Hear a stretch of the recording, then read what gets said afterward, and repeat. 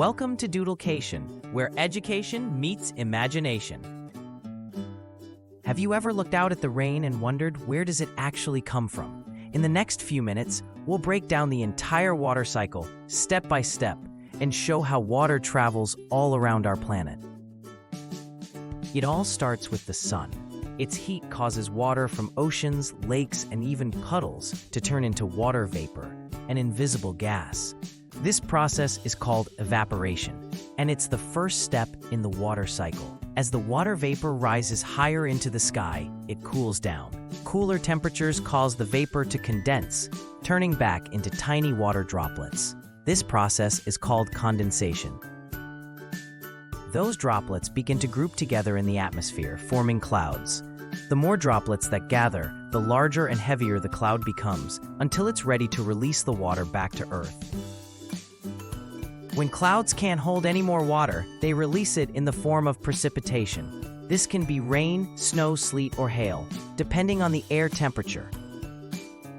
That water doesn't disappear. It lands in rivers, lakes, oceans, and even soaks into the ground. This stage is called collection, where water gathers and prepares to rejoin the cycle again. But it's not just oceans and rivers. Plants play a key role too. They absorb water through their roots and release some of it into the air through tiny pores in their leaves.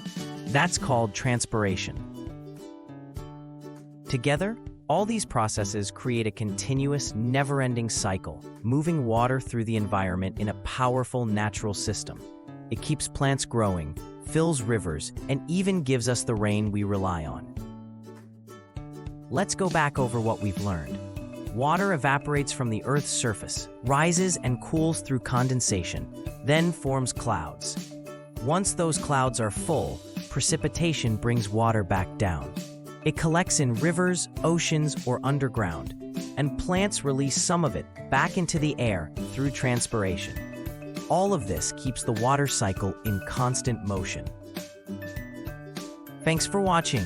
Like, subscribe, and share to join the Doodlecation journey, where every scribble tells a story. More Doodle lessons coming soon.